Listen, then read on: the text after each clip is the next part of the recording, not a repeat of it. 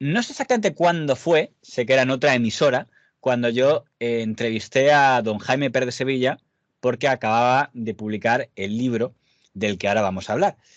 Entrevista que acabamos diciendo que volveríamos a retomarla una vez hubiera tenido ocasión de leer la obra que en aquel momento todavía no se había distribuido. Don Jaime Pérez de Sevilla, ilustra a nuestros internautas sobre qué obra estoy haciendo referencia. Buenas tardes, mi querido JF. Bueno, pues es mi hasta ahora única novela, mi ópera prima, El Mañana nos pertenece, publicada por Click Ediciones en formato digital, que es el sello de Grupo Planeta. Esa es la novela a la que usted está haciendo referencia. Sí, pues luego le preguntaré sobre otro proyecto que me consta que en el terreno literario está usted implicado en él, pero por centrarnos en esta obra, yo entonces le pregunté a usted sobre por qué había escogido una obra que en ese momento pensaba que era sobre el tema del racismo en Estados Unidos. Ahora que tras conocer la obra, matizo mis palabras. Es cierto que es una obra en la que está presente el racismo en Estados Unidos, pero fíjese, y a ver si usted como autor me lo compra, porque a fin de cuentas es el que mejor conoce la intencionalidad, me parece que es más el contexto, pero no el corazón de la historia, porque en el fondo hablamos de un crimen. Eso es, eso es. No, pues mire, y me alegro mucho que me diga estas palabras porque realmente es un poco lo que era mi intención. En un inicio, plantear una historia que parece ser que se va a centrar en el problema del supremacismo blanco en Estados Unidos, pero que por su evolución, digamos que esto pasa a ser algo secundario o incluso terciario a lo largo de la trama. Y Vamos veo a, que con usted en concreto lo he conseguido. Vamos a hacer el primer spoiler. La obra arranca con un crimen horrible que es una aparente violación de una mujer joven afroamericana. Es la historia de esas terribles que te puedes encontrar en un magazine de estos de la mañana cuando empieza la crónica negra. Mujer que aparece, tal, qué ha pasado y empieza la investigación. Yo le quisiera preguntar, ya que tengo entendido, y es una cosa que me fascina, que esta historia empezó a elaborarse en su mente hace bastante tiempo, ¿no? Sí, bueno, de hecho la historia está ambientada en el año 2006, que fue cuando escribí la novela. Lo que pasa que la dejé un poco en el cajón, en el baúl de los recuerdos y no la reescribí hasta el año 2018. Pero sí, efectivamente, data de ese año, del 2006. ¿Y qué motiva a un joven, no sé cómo dirigirme usted en ese momento, estamos hablando de un estudiante universitario, estamos hablando de un deportista, de un Justo artista, en esa época, en 2006, cuando la escribí, acababa de licenciarme. y decide barruntar una historia que empieza con un crimen espeluznante, como es esta violación a esta pobre mujer afroamericana, casi adolescente. ¿Por qué se le ocurrió ese contexto? ¿Le gustaba a usted las temáticas de Crónica Negra, que es un género, por otro lado, muy, muy recurrente en la literatura? Sí, a ver, yo lo que siempre me ha gustado a nivel literario, efectivamente, es la novela Yo leía mucho negra, al la señor novela Silva, o sea, policíaca. que aquí... Bien, bien. Bueno, pues ese es digamos, sí, el estilo narrativo que más me gusta, o como lo quiera, o el género más bien, el género literario que más me gusta es la novela negra. Y a su vez, a mí siempre me había llamado mucho la atención, eh, porque racismo realmente hay, por desgracia, en todo el planeta, Pero es existe en verdad, todo el escogió planeta. usted el de Estados Unidos porque podría haber escogido uno muy recurrente, por ejemplo, es el de la Alemania de los años 30, o en Claro. Francia, o aquí en Uh-huh. España. Es que España tendríamos que retroceder a la época de las guerras isabelinas moriscas, ¿no? Y escoge usted Estados Unidos, Sí, y el sur de Estados sí. Unidos, concretamente. Eso es, porque es que a mí siempre me había fascinado, en el sentido peyorativo, que la existencia de algo como el Ku Klux Klan en Estados Unidos estuviese tan a la orden del día. Era como algo muy cotidiano, muy usual y no se veía con malos ojos. De hecho, eran grupos que en su época estaban muy asentados y eran organizaciones muy fuertes. Sí, bueno, a mí una cosa que, como diría alguien, un periodista que hace mucho que no veo, pero con el que coincidimos usted y yo, algo que me sorprendió cuando investigué un poco el Ku Klux Klan es que era algo bastante transversal, que es decir, no está vinculado ni al Partido Republicano ni al Partido Demócrata, era algo que en determinadas zonas de la población se entendía que, pues, da igual tus ideas, pero en ese punto estaban de acuerdo en esa especie de defensa de la supremacía de los auténticos americanos frente a esos que no son del todo humanos, ¿no? Humanos medio a desarrollar, ¿no? Que era un poco el planteamiento racista que tenían el clan. Sí, así No, es, así es. porque sin querer no tiene que pensar de, bueno, pues serán de una ideología, de otra. No parece que en aquel momento entre los americanos era algo vinculado a un lado de otro, sino era, por desgracia, algo muy transversal, supongo que en la zona del sur, ¿no? Me dirían a lo mejor que en otras zonas menos. Hombre, yo no sé si, supongo que estaría expandido por todo Estados Unidos, pero es verdad que tenía mucho más fuerza en el sur. Yo creo que, vamos, probablemente Alabama sea donde más fuerza llegó a tener. Usted, bueno, me está acordando del gobernador este de Alabama, ay, ¿cómo se llama ahora? George Wallace, el que hizo manifestaciones frente a la universidad para que no Sí, pudieran pasar los sí, estudiantes. Cuando la ley salió que ya podían entrar, ¿cómo debía ser el ambiente? Y fíjese que es años 60, eso es anteayer, como quien dice. Yo digo, ¿cómo debía realmente es ser así. que un tribunal diga, oye, que sí, que los estudiantes negros tienen derecho a entrar y un gobernador de un estado, que es mucho más que un presidente autonómico aquí, se ponga en la puerta diciendo, pues yo no quiero que entren, y no lo que era él, sino que detrás de él lo hacía porque había una parte de la población, quizá era hasta mayoritaria en Alabama, que no, es que no queremos que entre el negro en nuestra Ujú. universidad. Es algo que aunque, ¿en qué año más o menos ubicaríamos el relato? Porque no es algo tan antiguo lo que usted está escribiendo. Esto en los años 60 y yo me da la impresión de que su relato es bastante más reciente. Sí, sí, mi relato está ubicado en el mismo año que lo escribí, en el 2006. De hecho, eh, tampoco lo he ubicado ni en un estado ni en una ciudad en concreto, porque he querido un poco transmitir que estas cosas pueden suceder en cualquier parte. Y bueno, usted recordará que comienza diciendo en un lugar cualquiera del verano del 2006. Es Cierto así. es. Por cierto, en el epílogo, y fíjate que estoy atacando a donde menos debería atacar al Ujú. entrevistar a un autor, pero al citar una serie de personas, habla esto de una persona que creo que existe en la realidad. Cuando Sí, bueno, es- existió. existió. Sí, No quiero pronunciar mal. ¿Lane es la pronunciación correcta? creo que sí, David Lane, sí. ¿En qué momento se encontró usted con esta figura, que yo creo que es muy desconocida en España, Ujú. y que entra dentro de esta tragedia que estamos hablando de gente que representó un concepto de ideas que movilizó, por desgracia, a un porcentaje o a un grupo importante de americanos? Pues fíjese, yo esta figura la conocí a raíz fue un documental que yo vi, bueno, documental, un reportaje, creo que era en televisión española, que hablaba en su día sobre el problema que existía en España, concretamente hablaba sobre todo de Madrid por los grupos skinheads, que estaban muy relacionados con el fútbol, pues eso, los ultras de determinados equipos de fútbol, la permisividad que había para que entrasen en los estadios, pues, y sin cortarse un pelo, mostrando Hombre, sus es símbolos, que sus había una época simbologías. en la que a presidentes de clubs les gustaba, porque era gente como que Muy movía las forofa y masas, muy... apoyaban al Sí, equipo y sin eso querer es. coquetearon. Creo que ahora ya está bastante prohibido, pero en una época que era Ujú. habitual que tuviera el presidente del club a su grupo de incondicionales, que solían ser todos skin. Sí. Bueno, pues entonces en ese reportaje hablaban del rack. Y el rack es la música que estos grupos escuchan. Las siglas significan Rock Against Communist, es decir, rock contra los comunistas. Y empecé un poco a investigar este tipo de música, los grupos que hay, y ahí había, no sé si seguirá existiendo este grupo, un grupo que tenía una canción titulada 14 palabras. Y empecé a investigar qué era eso de las 14 palabras, y fueron unas palabras acuñadas por David Lane, que era un supremacista norteamericano. Y de ahí la referencia en mi novela. Sin dejar dentro del contexto, pero vamos a tratar un poco en las tripas de la historia.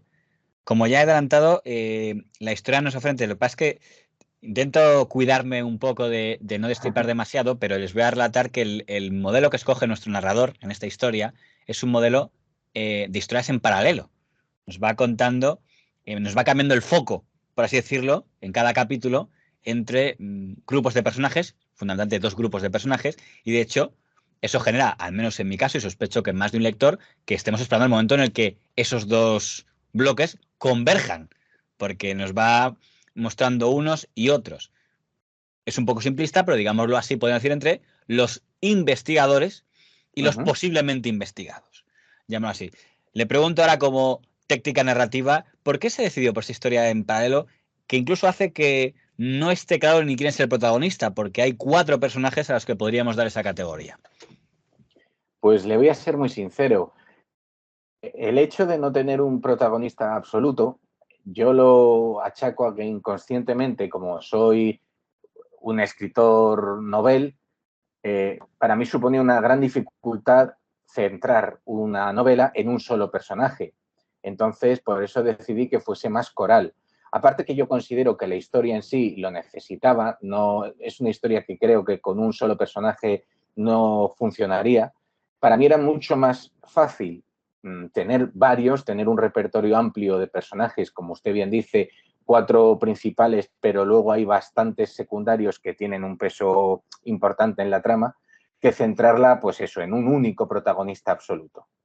Y lo de que que haya 2 tramas paralelas, me pareció algo que es que desde el punto de vista a mí me gustaba, porque yo la novela la escribí realmente para mí, no para contentar a nadie ni para publicarla. Bueno, no lo había pensado, pero es verdad. Si usted confiesa que ¿cómo decirlo? Su cocina empezó como 10 años antes de que salga del horno, no se le puede acusar de que estuviera pensando en ese momento en los intereses de lo que quería leer el público según cuál o cuál editorial. No voy a escoger el tema del público al que va dirigido, aunque inicialmente fuera, porque hay un punto de riesgo que tiene su historia, el que luego abundaré, en los mundos de lo políticamente correcto.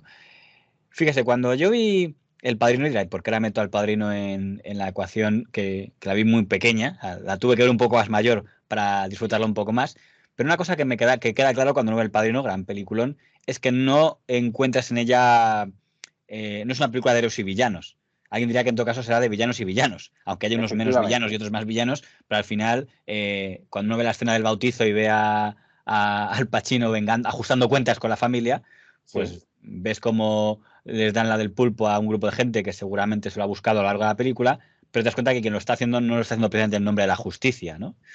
Estoy sacando esta colación porque esa sensación me produjo un poco, y lo siento por la parte que pueda estar, no vi grandes héroes en ninguno de los personajes, sí vi humanos, porque hay un proceso de humanización de estos criminales, corruptos o como poco gente complicada. Es curioso que usted haya prescindido de la figura del virtuoso.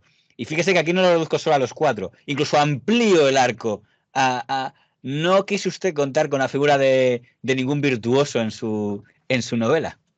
No, porque para empezar a mí, bueno, usted lo sabe, ese tipo de personajes tan puramente perfectos y buenos nunca me han gustado. Y creo que es mucho más interesante una persona con sus claroscuros. Y efectivamente lo que hice en esta novela es, concretamente en un blog literario que hizo una reseña bastante positiva sobre esta novela, lo decían muy claramente. No es una novela de blancos y negros o buenos y malos, sino que está llena de grises. Y eso es lo que yo buscaba, que ni los malos fuesen tan malísimos ni los buenos fuesen tan buenos. Lo único que el tufo a mundo podrido al final contamina mucho todas las esferas. Todo, sí, así es, efectivamente, ¿Tiene usted todo, esa todo. perspectiva tan pesimista del funcionamiento del sistema en este mundo? Porque no le veo Bueno, muy optimista yo, ¿eh? no sé, es que sí que creo que hay muchas cosas que arreglar en esta sociedad en la que Ojo, vivimos. también tengo que decir, hay códigos de honor en este mundo que Sí, refleja el autor, aunque diga que el ambiente de podrido está, y está, también hay sus códigos de honor, lo cual no deja de tener su curiosidad, ¿eh? Como cada uno tiene sus sí. códigos y sus límites. En concreto, hay un momento de la novela que no quiero destripar, pero que obviamente usted ha leído, que hay un momento que un grupo de personajes van a hacer algo y uno de ellos deja claro qué se puede y qué no se puede hacer por sus convicciones, que son unas convicciones horribles, pero como usted dice, dentro de, digamos, de esa mente contaminada, tienen efectivamente sus códigos de comportamiento. Vamos a hablar un poco del cuarteto de personajes al que he hecho referencia antes. Empiezo, si le parece, por los 2 policías a los que les toca investigar el crimen. Fíjese que lo estoy sentando los dos No voy a hablar del comisario, que es otro personaje que me entusiasma y uno de los que más tengo visualizados. Hasta lo imagino con algún tipo de cara y algún tipo de voz. Pero por entrar en los dos policías que investigan. Sin querer, claro, tú ves a una pareja de policías, el veterano y el que es más novato, pues sin querer es un cliché agradable. Dice, mira, pues me voy a encontrar el clásico, el que está más de pasada y el que está más de entrada. Pero por lo que deduzco, a usted no le gustaba seguir ese tipo de cliché, porque si me permite, nos encontramos a un inspector, el que está más cerca, digamos, el más veterano, que se le ve como un hombre destruido, como un hombre machacado, despreciado por sus compañeros, despreciado por sus jefes, que ni siquiera parece claro que él se quiera mucho a sí mismo, que ha tenido problemas con el alcohol, algún escándalo del pasado que quizá es para alguna obra que usted se plantea algún día hacer, tipo spin-off para contarnos qué pasó en el pasado, un hombre como... Y el novato, que no sabemos si a lo mejor va a ser la mano amiga que le va a poner un poco, le va a ayudar a salir del carril, empezar un poco desconfiados tal, pero al final van a aprender a confiar uno al otro. En muy poco tiempo nos damos cuenta que no es su rol. De hecho, en muy poco tiempo, cuando el otro se pasa de listo, prácticamente le mete una paliza. Es decir, cuidado, no te pases ni un pelo conmigo, viejo, o te la... Que es cuando la primera vez que le dije anda, digo, veo que este chico no es un chico agradable y simpático que le vaya a pasar la mano por el hombro a su colega, sino que también tiene una mala leche de 3 pares de narices, de poco más de alguien en la que yo ya vi ambición. Digo, entonces tenemos a un policía veterano que es alguien destrozado, reventado y acabado, al que nadie respeta, y al novato que viene como alguien presumido y si tiene que partirle la cara a alguien, se la va a partir sin ningún tipo de, ay no, cuidado las normas. Por eso digo, ninguno de los dos policías son el ejemplo que uno desearía encontrarse algún día si quiere poner una denuncia. Y son los dos, entre comillas, héroes, si entendemos como los que van a investigar el crimen de la historia. ¿Por qué les diseñó usted así a estos dos personajes? Porque la idea base es verdad que está muy trillada, tanto a nivel literario como a nivel fílmico. Los dos, la pareja de investigadores, uno veterano, uno joven, aprendiendo, digamos, el poli bueno, el poli malo. Pero claro, yo no me quería constreñir a lo típico y pensé, ¿por qué no darles un pequeño giro? Que creo que será algo original y además para la historia que yo quería contar, con lo que le he explicado a usted, ni gente tan buena ni gente tan mala, creo que venía muy bien.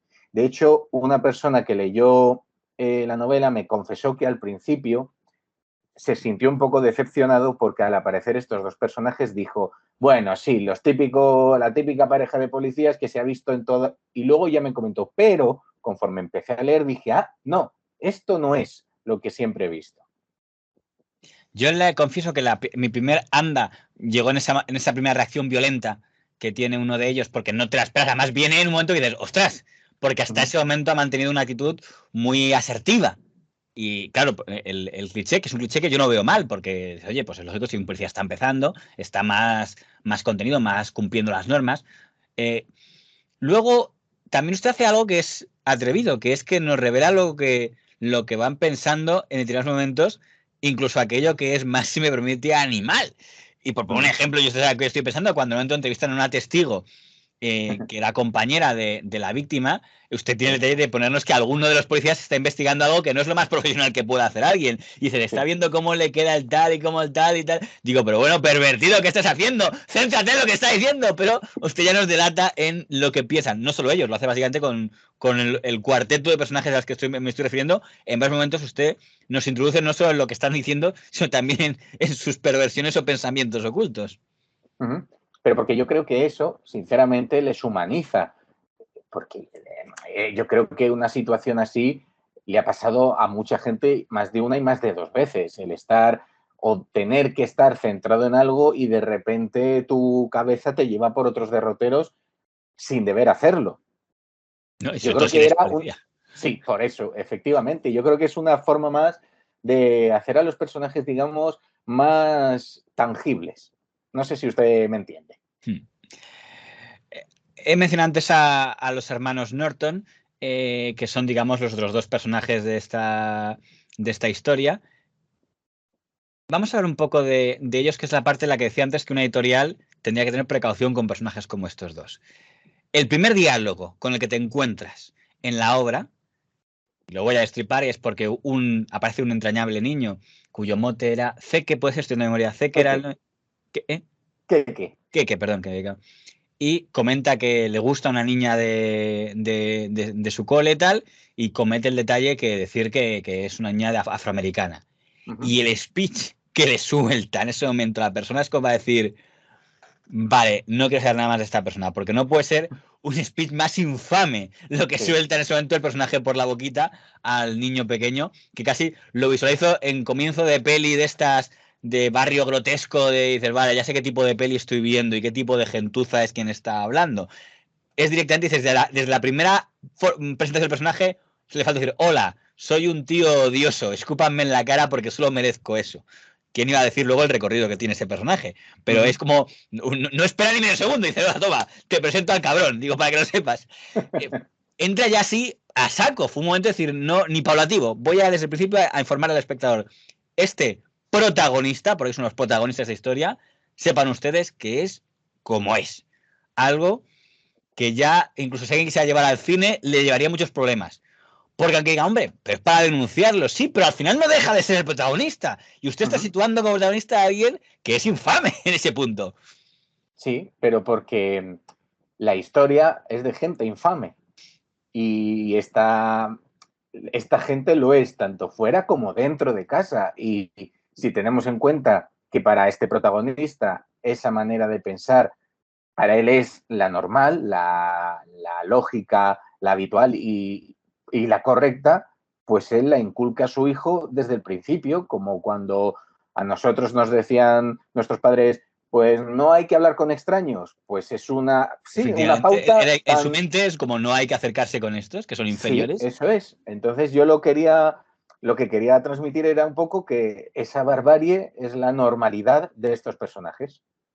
Una cosa que es el drama en el fondo, en ese contexto de racismo que está en el contexto de la historia, es que en su entorno, y es una cosa que es dramática, hay cierta unanimidad. O sea, prácticamente hasta el momento en el que se produce la convergencia a la que hacía referencia antes, de que se encuentran los dos grupos de protagonistas, probablemente la secuencia más fílmica que para mí hay que es ese interrogatorio, en el que tampoco voy a indagar mucho pero en la que se contrasta por fin un poco de racionalidad con la ideología de estos tipos. Pero hasta ese momento, estos tipos han estado hablando muchas de sus ideas y en su entorno, vive un entorno en el que más o menos está en un grupo en el que todos piensan eso. Lo cual, no hablamos de un caso aislado de no, hay un racista por ahí solo, no. Hablamos de hay como una especie de casi de club de amigos en el que están todos en ese mundo, incluyendo sus parejas, que no parece que tengan ningún reproche a eso, tal. Es verdad que también es un mundo vinculado al mundo carcelario, no son gente santa que ha pasado por la vida haciendo prácticas de caridad, ¿no? Con lo cual ya nos adelantan que es un mundo duro, de gente que vive mal, piensa mal y vive en lo más bajo de la sociedad, ¿no? Pero esto lo plantea decir, si yo fuera un director de estos de Netflix que busca argumentos para series, tendría el gran problema de decir, vale, la historia es buena, el crimen es bueno, pero eso es tan políticamente incorrecto que se ponga el foco, aunque sea como denuncia, porque dices, es como Torrente si Torrente es una película seria. Entonces, al final, como es una película de cachondeo, el perdón no es que es de cachondeo, pues me dices, oye, ¿cómo puedes poner de protagonista a un poli corrupto intolerante, no? Y aquí, aunque es verdad que el que haya leído la obra dirá, en el pecado lleva la penitencia, porque los hermanos Norton no son precisamente personas que vayan a disfrutar mucho de la felicidad en la historia que se narra en este libro, pero no dejan de ser lo que son. Y ahí mi pregunta es si usted, claro, como usted lo hizo en 2006, no le puedo preguntar si usted asumió, pero cuando la historia se ha convertido en una obra publicada, ha existido este pequeño choque de usted, porque alguien le ha dicho, oye, ¿por qué no cambias? ¿Por qué no haces que al menos uno de los dos hermanos o inventa una tercera hermana que sea como la demócrata del grupo? Oye, no. Y usted me ha mantenido aquí a esta banda de impresentables, aunque tengan sus códigos, pero que en ese tema vamos, el momento de la convergencia que estoy llamando, cuando expone ante las policías sin tapujos su ideología, es que deja claro lo que piensa, vamos, solo le falta pimparse un bigotito y decir, Sí, ¡Hey! sí. Yo verá, bueno, cuando la escribí no pensaba absolutamente nada acerca de lo políticamente correcto y si se fuese a publicar, sí, a lo mejor habría problemas. Pero es cierto que cuando decido dar el paso y la envío a editoriales y algunas se ponen en contacto conmigo y finalmente una de ellas es Planeta, jamás me dijeron nada de esto hay que suavizarlo, esto hay que cambiarlo, porque realmente si usted lo piensa bien, no se habrían llevado a la pantalla grande novelas como Arde Mississippi o como Tiempo de Matar, o no se habría filmado una película tan fuerte que tiene unos momentos, unas escenas o secuencias tan fuertes y unos diálogos tan impactantes como American History X. Por ejemplo, mira, un ejemplo de ese mundo grotesco también de un ambiente donde dos hermanos que mal acaban, por cierto, en esa película, pero efectivamente, ¿no? De dónde nos lleva. Al final es la gente consumida, ¿no? Por el odio, que es lo que nos encontramos.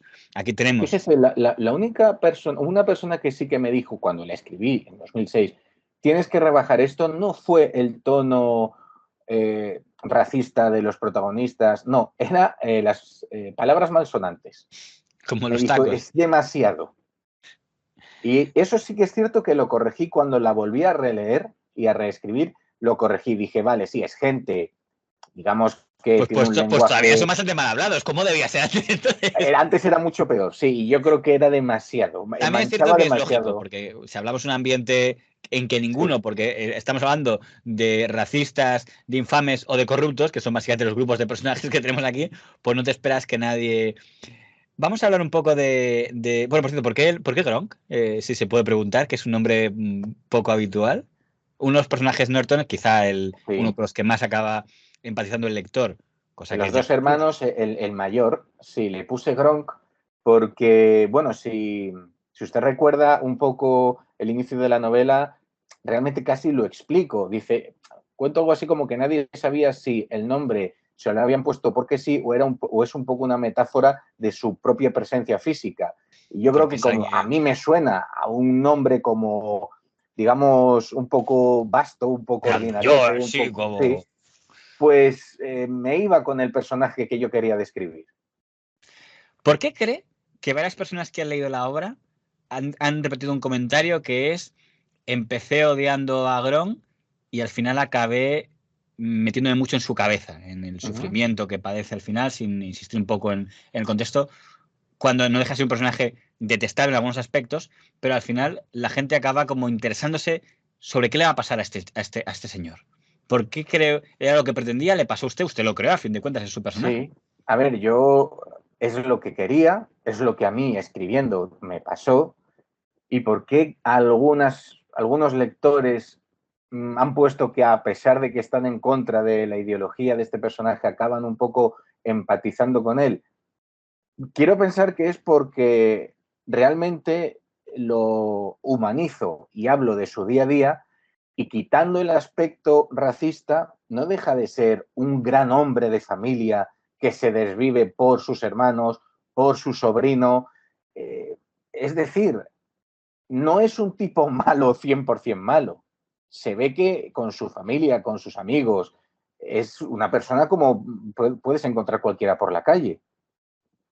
Creo que por eso la gente al final empatiza con él, porque dicen, sí, vale, este tipo es un tipo malo, pero nadie en la novela está libre de pecado y además él en su casa no deja de ser yo diría incluso, un perfecto hombre de familia. Hemos mencionado antes a un personaje que quizá me impactó a mí bastante por el papel que tiene, ¿no? Que es el jefe, digamos, de los inspectores de policía, que además aparece un poco como el que pone un poco de cordura en los jaleos que hay en esa comisaría.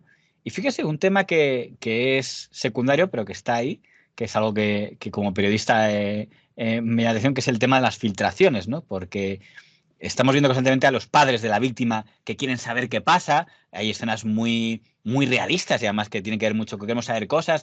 Ha habido detenciones, qué está pasando, con quién está hablando, qué está usted haciendo, no hacen nada, tal, tal, tal, que transmite mucho el dramatismo de ver.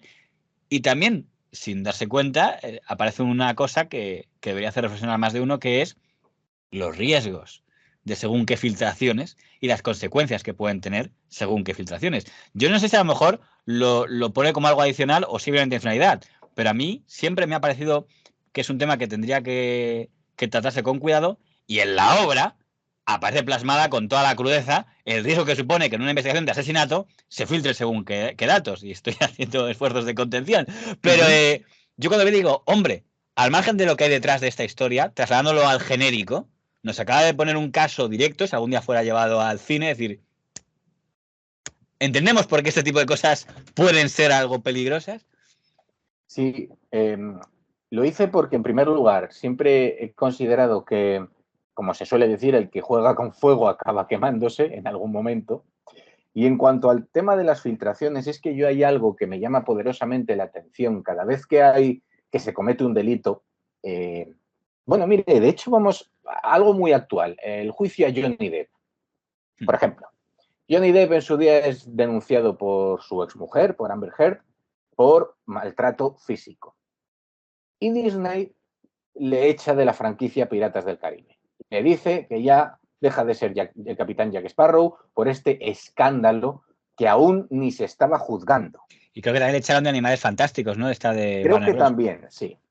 Independientemente de la vida que haya llevado este hombre y de su tóxica relación con esta señorita o señora, bueno, porque estaban casados, todavía no se ha demostrado nada. Y de hecho, por lo que yo estoy viendo en el juicio que se está desarrollando ahora, que se está celebrando en Estados Unidos, parece ser que la Amber Heard han dicho que puede tener un trastorno de personalidad y que realmente hay testigos que dicen que el maltratado era el señor Depp. Pero a ese hombre ya se le ha condenado por este tipo de filtraciones. Es decir, yo aquí veo que muchas veces sucede que dan una noticia y si el delincuente responde a ciertas características, enseguida se airea. Es decir, si quien ha cometido un crimen resulta que es, por ejemplo, un funcionario público, un guardia civil, un policía, que eso es verdad, digamos que puede ser incluso un agravante a la hora de Claro, cometer un por delito. alguien que teóricamente tendría que trabajar sin cuidar a los demás. Claro, pero enseguida se filtra, la prensa lo airea y ya todo el mundo pone el grito en el cielo, cuando todavía ni siquiera se han demostrado los hechos que se imputan a esa persona. Fíjese, una cosa que los medios de España han tenido suerte de que aún no ha pasado, pero acabará pasando.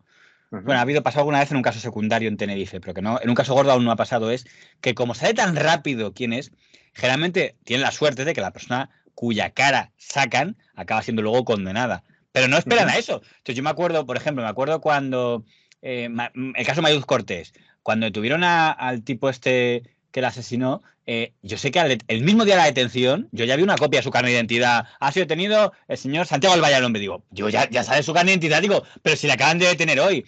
Los de La Manada, sus imágenes estaban todas, muchos de las me pasaban por WhatsApp. Estos son los tíos, viven aquí. Y hasta decían sus casas. Me acordé yo de eso cuando en su obra sale el tema de dar determinadas ubicaciones, es decir, digo, están dando las casas. Imagínese que en esa foto hubiera habido algún tío que no tenía nada que ver, que le habían detenido porque son todos, tenía un grupo de amigos, se está con ellos, y luego el juicio, no, oye, no, eran estos cuatro y este que estaba aquí no tenía nada que ver. Ya le hubieran hundido de por vida a él y a su familia. Claro, a eso me refiero. Veo que me sorprende que en el año 2006, 2007, usted ya tuviera en mente ese tipo de tragedias.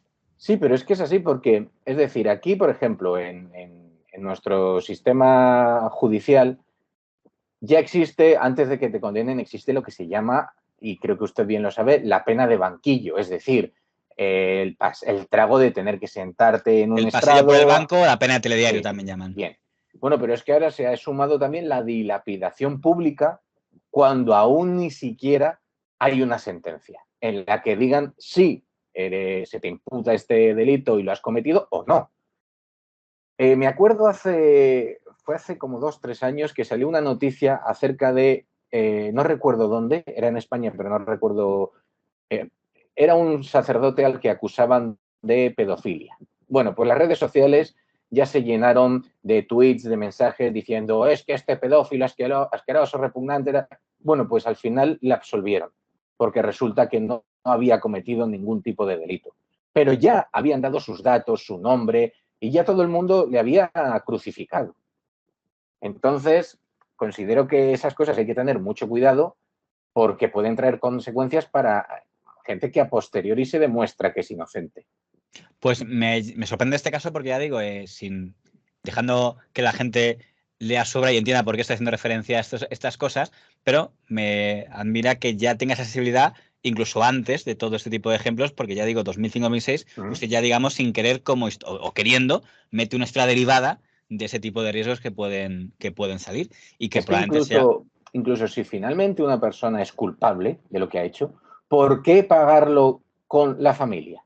Que es algo ¿Por muy qué? típico. Yo he visto de Sí, repente agredido el hermano de no sé quién. Esto sí, ha pasado en España, así de es, no sé quién. así es. Creo que me acuerdo que tuvo que pedir la madre del tipo este que mató el que era de Galicia, el Chicle, tuvo que salir. Sí, La dice, por favor, dejad de acosar a la hija, porque parece que tenía una hija que no tenía. Digo, y yo me he enterado, digo, ¿cómo debía ser que al minuto de que se filtrara el nombre de este tipo, que le habían detenido, imagínense, un domingo, lunes, y ya al viernes tuve que decir, por favor, dejad, porque sé que salía el nombre, y la gente ya investiga y dice, ah, mira, tiene una hija aquí, todos a por la niña. Y tuvieron que pedir la madre asesinada, por favor, no tiene culpa de nada esa otra hija que tiene claro. ese individuo, ¿no? Pero por lo visto está muy en el ser humano. Suficiente penitencia es ya tener a un miembro de tu familia al que se le está juzgando por un delito como para que encima te acosen, te insulten, por simplemente ser familiar de esa persona. Es lo que yo opino. En su historia aparecen los padres. Hay un personaje que, a ver si me permite usted que lo introduzca y me para usted donde considero oportuno, que es a quien yo llamaría, digamos, un capo, por así decirlo, que se Sí, encuentra en esta historia y que sí, tampoco responde al tipo de capo que estamos acostumbrados a ver. Y yo lo ajá, llamé lo llamaría, si me permite, capo del Bronx, por así decirlo. No porque sea en el Bronx, pero porque pertenece un poco a esta zona. Como estamos sí, acostumbrados más bien al capo italiano, al ajá, capo no sé qué, al capo no sé qué otros tipos colectivos son típicos del mafioso junto al siciliano, a lo mejor. eh, es curioso que, teniendo que existir esto, y solamente existen capos de mafia de Bronx desde los años que existe el Bronx, es la primera vez que lo veo yo plasmado en una obra. Luego, investigando, me han dicho que sí que había una película de un actor muy bueno que... Ay, no me acuerdo, el que hizo de Idi Amin en la película de él. Bueno, si me sale el nombre se diré. Pero que... Forrest Whitaker. ¿eh? Forrest Whitaker. Sé que es el actor que hizo de Idi Amin en una película, que hace poco ha Sí. hecho una película sobre un mafioso de estos de la mafia de las zonas de Tugurbios, Bronx de Estados Unidos. Bueno, también tiene usted que no es de Forrest Whitaker, es Denzel Washington, la película American Gangster, dirigida por Ridley Scott. La conocía, pero si es de Washington no puede ser mala, porque Es aún le... buenísima. Denzel Washington y Russell Crowe son los dos protagonistas. Y ese tipo y ese tipo de películas Sí, de sí, sí. mafia de... Lo digo porque este personaje, que cuando aparece empiezan a cuadrar fichas, por así decirlo, tampoco responde al estereotipo de capo mafioso que Uh-huh. acostumbramos a ver. Y no se habla mucho de este tipo de mafias, aunque tienen que estar ahí, porque a fin de cuentas, igual que habrá mafia de la inmigración italiana en Estados Unidos, que fue muy famosa, pues también digo yo que habrá en las zonas, en ese tipo, en esos barrios, habrá dueños de esos barrios, por así decirlo. Y aquí nos encontramos Sí. a uno de ellos, y además casi alguien que consigue transmitir bastante miedo, Uh-huh. este personaje. Y le repito la pregunta, ¿qué le llevó a introducir a este tipo de sector a este personaje, a este villano, si me permite, dentro de este mundo de corruptos, en esta historia? Pues mire, fíjese, para empezar, es el único personaje que no tenía pensado cuando escribí la novela. Me surgió conforme iba escribiendo y en mi cabeza la trama iba cambiando. Y decidí crearlo. ¿Y por qué? Porque yo creo que es un gran contrapunto precisamente a los protagonistas. Los protagonistas, bueno, pues son supremacistas blancos. ¿Y qué mejor que situar en su entorno donde viven a un afroamericano tan poderoso como este? Esa era mi idea, es decir, sí, fijaos que vosotros os consideráis muy fuertes, muy potentes con vuestras ideas, pero mirad dónde ha llegado este señor siendo precisamente afroamericano. No sois tan fuertes como os pensáis. Efectivamente, es una balanza en lo que nos encontramos aquí, en ese Uh -huh. curioso contraste de decir los que antiguamente hemos sufrido, ahora algunos también tenemos capacidad, Uh digamos, -huh. de hacer daño. Eh, Hay un personaje femenino digamos que el sector femenino, estando presente, ocupa un rol secundario porque estamos pensando tanto en supremacistas, que digamos que no son los defensores de la igualdad más absolutos, como en corruptos, que tampoco es el sector, con lo cual, pero el personaje al que le veo yo más orgullo es al que he hecho referencia antes, la amiga de la víctima, que primero piensas, digo, bueno, pues ya está, una testigo asustadiza, en ese momento cuenta lo que tiene que contar para que haya un hilo del que tengan que tirar los personajes, y luego de repente nos reaparece y empieza a mostrar algo que al principio no ha mostrado. Y la chica que ha aparecido como la niña, si me permite, niña asustada, luego empieza a demostrar que también tiene su orgullo, también tiene su carácter y también tiene su papel en la historia. Sí, es verdad que el que es.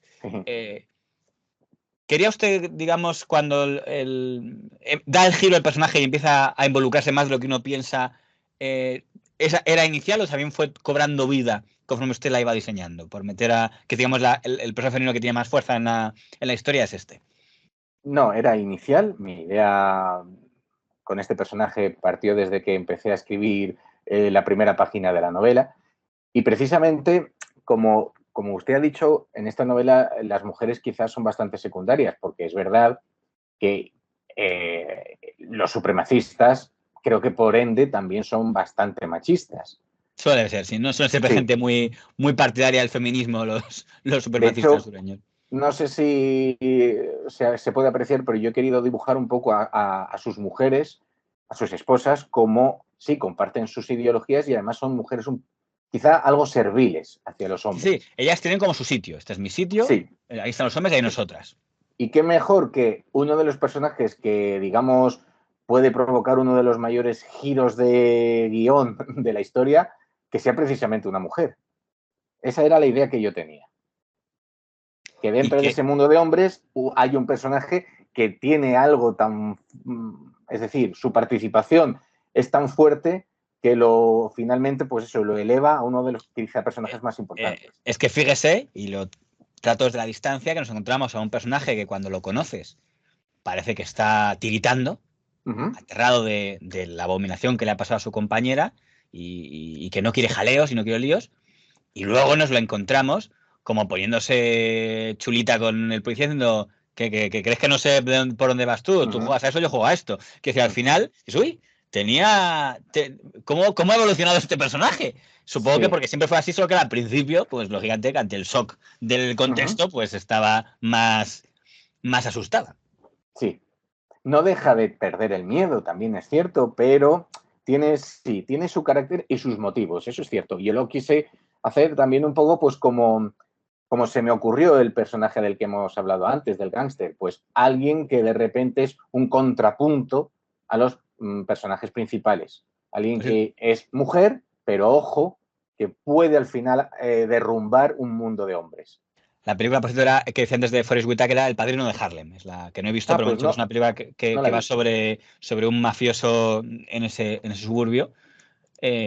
No me atrevo a decir si es buena o mala porque no la he visto. Simplemente que la dejo ahí como que... Y me apunto a la otra que usted ha dicho que es de gangs de Nueva York. Me ha dicho usted que es la de... American Gangster. American Gangster. Sí. Me quedan solo dos puntos que tratar. Claro, no voy a hacer la pregunta cínica de por qué se le ocurrió el título, porque leyendo la obra sale el título en un momento determinado. Pero si alguien estuviera interesado en literatura de ese género, del señor Lane, aunque yo antes del libro le hubiera pensado que el título era como el de una película de James Bond, porque me acordaba del Mañana nunca muere, pero luego me he enterado que resulta que la frase es una consigna habitual de la ideología a la que estamos haciendo referencia. De hecho, es una canción. Es una canción, no sé si usted recordará, en aquella entrevista que ya tuvimos previa al lanzamiento de la novela, yo ya expliqué que el título El Mañana nos pertenece viene de una canción que cantaban las juventudes hitlerianas, que sale en una escena de la película Cabaret, que empieza como... Cierto. Además, está, porque la han separado. Si alguien pone en YouTube, le va a salir esa secuencia, que es una secuencia muy impactante. Sí, porque es en un parque todo muy idílico, muy bucólico, un chavalito rubio, muy guapete él. Es el contrapunto, frente a ese mundo de cabarets sucio y con drogas y tal, de repente viene algo limpio y resulta que lo que viene es lo que viene. Y es la letra prácticamente es un cuento de hadas. hasta que se ve que el chaval es un camisa parda y la canción, es decir, entre líneas contiene lo que contiene. Yo confieso que, claro, tengo que hablar de ello un poco para terminar el último punto. Llamémoslo el punto de inflexión. Supongo que hay más de un punto de inflexión. Hay varios momentos en los que tuve tentación de, dado que no es habitual tener la ocasión de tener el WhatsApp del autor del libro para cagarte en sus muertos si de repente hay algo que te choca o tal. Hay muchos momentos que dices, qué duro es esto. Antes hacía referencia a un momento muy doloroso por el tema de las filtraciones, pero solo una vez no pude esperar a terminar el libro y mandé en ese momento un Sí, mensaje que es lo que para mí fue el punto de inflexión. Y mi comentario fue más o menos, esto me ha salpicado en la cara. sí, ¿Por qué sí, me dije eso? acuerdo. Porque, no sé cómo decirlo, yo cuando vi la primera vez una película de Tarantino, no recuerdo cuál fue, había visto 1000 películas donde se pegan tiros. Pero Ujú. Tarantino lo hace de una manera, yo creo que debe ser esta famosa en la que va con Samuel L. Jackson matando gente. ¿Cuál es la película esta Pulp famosa? Fiction. Pulp Fiction, yo creo que es Pulp Fiction. En Pulp Fiction de repente está en el coche con uno y de repente le pega un tiro a uno. Sí, Pues habiendo visto yo miles de tiros en cine, aunque era un chavalito, pero ya he visto mucha gente pegando tiros como las pies de vaqueros, esa fue la primera vez que yo vi en el cine un tiro que me dolió, porque se ve que Tarantino va a hacer algo, yo que sé, en cómo lo hacen, cómo lo tal, que sin que hayas visto nada, te ha dolido, porque es como, no me lo esperaba o tal, y de repente tal. Pues por motivos totalmente diferentes, pero estás acostumbrado a leer, insisto, ya has leído algún que otro crimen horrible en su obra antes de llegar a ese momento, pero en lo que llamo yo punto de inflexión, ese tiro me dolió en el alma, digo, y me sentí como que estaba viéndolo allí y me había salpicado en la cara, digo, ¿cómo? A ver qué me puede usted contar de esto, sin destripar nada de qué opina usted de este punto de inflexión. Es la que para a otros lectores puede ser otros. Para mí fue ese, desde luego, el momento del punto de inflexión. Y además le tengo que decir que no pude contenerme y fue mi cliente a vete a la mierda. En el sentido de decir, me cago en sí, tu muerto. sí, sí, lo recuerdo perfectamente aquel WhatsApp. ¿Y por qué lo introduje? Creo que pues es un giro que funciona bastante bien, que es muy impactante y sobre todo porque, digamos que revela algo de un personaje y lo revela de una forma, pues como sucede el hecho, con el impacto de una bala, porque creo que hasta ese momento nadie puede pensar lo que está ocurriendo y con ese punto de inflexión es como de, ostras, no solo ha pasado esto, sino es que el motivo es este. Y bueno, pues quise hacerlo de esa manera porque además está implicado un personaje muy importante de la trama y creo que nadie se espera que suceda algo así. Básicamente, ¿cuál era mi intención? Les soy sincero, un giro de guión espectacular. Yo le reconozco que el efecto impacto lo provocó, que imagino que era la intención. Y tengo también que decir que al margen de los puntos que a unos gustan más y a otros gustan menos de un universo en el que no hay virtuosos, como decía antes, por lo menos hace que quieras saber a dónde nos quiere usted llevar. Y una cosa que yo sí agradezco, y esto habrá opiniones para todos los gustos, es que por lo menos nos lleva a alguna parte en todos, incluyendo en los secundarios. A mí no me gusta que un autor cree cosas y luego la deje por ahí. Y dije, no, imagínate lo que quieras. Digo, pues no me da la gana imaginar lo que quieras. Es tu personaje, dime a dónde querías llevar. Prefiero un final que diga, y lo querías llevar aquí, pues me da mierda no, decide tú, que es algo que ahora está muy de moda, ¿no? No, Sí, déjame, ¿qué querías que pasara con este, con este y con este? Y tengo que yo en un momento pensé que iba a haber así y no. Usted nos lleva a todos los barcos a sus destinos. sí, Otra cosa es lo que opinemos de esos destinos, por pero todos llevan a supuesto. destinos, cosa que yo agradezco.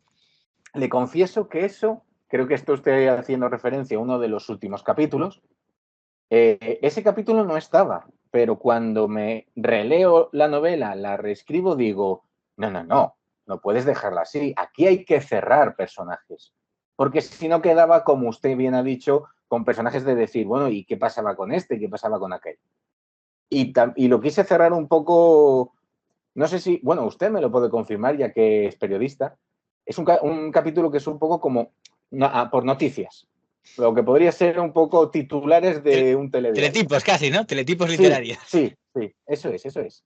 Tengo que decir que yo lo agradezco, incluso en aquellos que hubiera deseado que hubiera sido otra cosa, pero prefiero eso ya puestos así, por ser justos y ser muy lo contrario de lo que se hace en este tipo de entrevistas. Sí tengo que decir, por chafar un poco el final, que aunque antes he hablado de mundo corrompido y mundo podrido, se personifica en una de estas un poco la esperanza, dejémoslo así. Es verdad que concentrado, podría haber sido más amplio, se queda Sí. concentrado, pero por lo menos en su mundo da usted la esperanza que haya alguno de los personajes que pueda tener un poco de felicidad.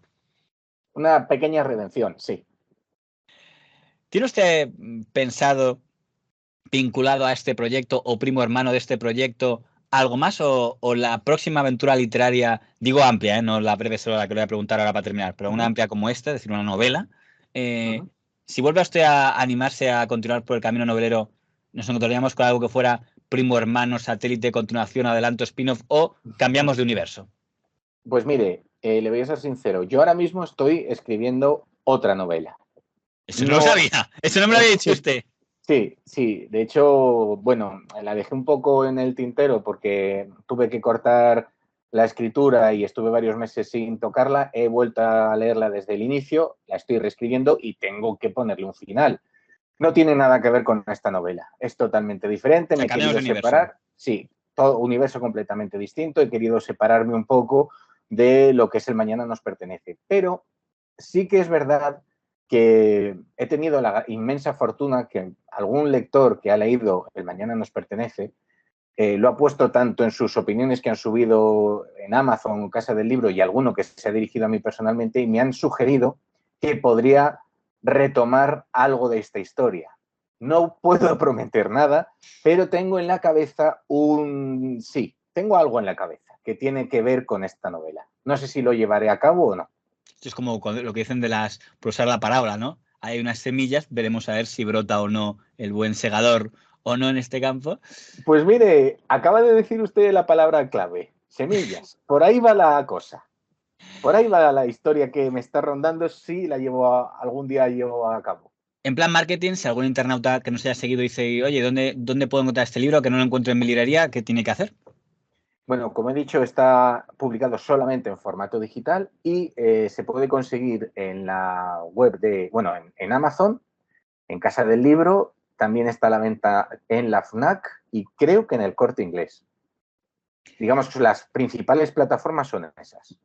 Que ha dicho. Y antes he dicho que le iba a preguntar, yo sé que usted está con un proyecto ahora, que yo todavía no me he sumergido, pero es una buena ocasión para adelantarme a ello, de relatos terroríficos, que también creo que está en alguna plataforma. Cuénteme un poco de qué va esa historia, a ver si indago un poco en qué está haciendo usted sobre este género.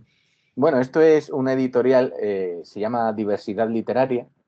Participé en 2 concursos el año pasado y este año con ellos de microrelatos de terror. Había que enviar un relato en 5 líneas para ver si te incluían o no pues en una colección. A mí he tenido la suerte que los 2 años he sido seleccionado, no como ganador, pero sí seleccionado. Se han publicado en papel esa colección de microrelatos. Y un día me llamaron directamente ellos, Diversidad Literaria, y me propusieron, les dijeron que les había llamado un poco la atención mi estilo, y me propusieron una cosita un poco más grande, que es participar en una antología de relatos de terror con otros 7 escritores, pues enviando una historia de no más de 20 páginas, obviamente cuyo género fuese el terror. Y es lo que he hecho. ¿Y dónde lo Está podemos en, leer? ¿Dónde tenemos que está cliquear? en preventa.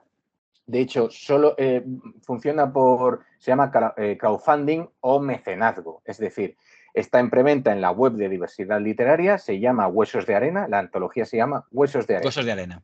Sí, entonces pues hay que meterse en la página web, buscar la antología Huesos de Arena, elegir el pack, porque puedes elegir directamente el pack que incluye solamente un ejemplar, otro que ya incluyen 2 ejemplares o más numerosos.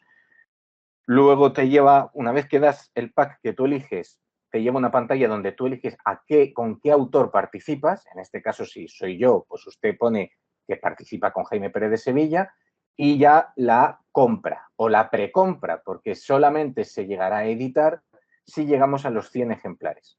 Más de Pues 100 la edición mejorará, pero lo básico sería 100 ejemplares.